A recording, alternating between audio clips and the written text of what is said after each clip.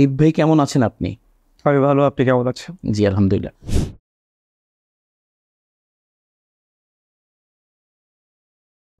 এটা আসলে এক কথায় বলাটা একটু টাফ, বাট এক কথায় বলতে গেলে ব্যাটে বলে হয়নি।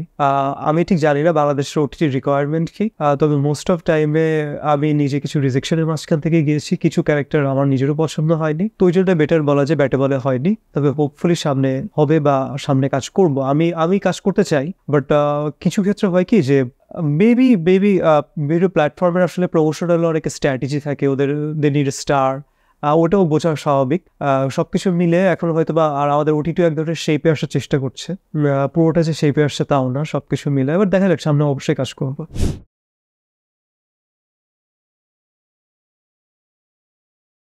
হিউজ, বিশাল ব্যাপার। কারণ ছোটবেলা থেকে দেখতাম যে ঈদের সময় সিনেমা দেখতো, মানে ঈদ মানেই মানুষ সিনেমা দেখবে, সবাই নতুন জামা কাপড় পরে সিনেমা দেখতে যাবে, এটা একটা উৎসবের মতো একটা ব্যাপার। সেই উৎসবে প্রথম সিনেমা রিলিজ করে অ্যাজ এ মেইন লিড, এটা এই অনুভূতি আমি আসলে কখনো ভাষায় প্রকাশ করতে পারবো না। আমি অনেক এক্সাইটেড, কারণ এবার সবাই আমার কাজ দেখবে। আমার বহুত বন্ধু বান্ধব আমাকে ফোন দিচ্ছে যে ঈদে তারা আমার সিনেমা দেখতে।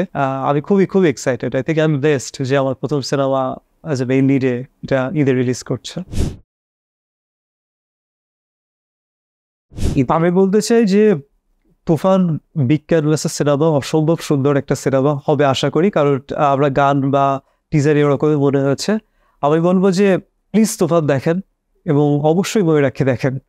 এবং কারণ আমি বলবো যে দুইটা একদমই ডিফারেন্ট সিনেমা, ময়ূরাক্ষী আপনাদেরকে সারপ্রাইজ করবে, এটা আমি কনফিডেন্টলি বলছি যে ময়ূরাক্ষী আপনারা সারপ্রাইজড হবেন, যে এরকমও গল্প হতে পারে, এরকমও ক্যারেক্টার হতে পারে, বা এরকম ক্রেজিনেসও থাকতে পারে একটা ক্যারেক্টারের, বা এরকমও হতে পারে। সো আমি বলবো যে তুফান অবশ্যই দেখেন, বাট প্লিজ ময়ূরাক্ষী দেখেন।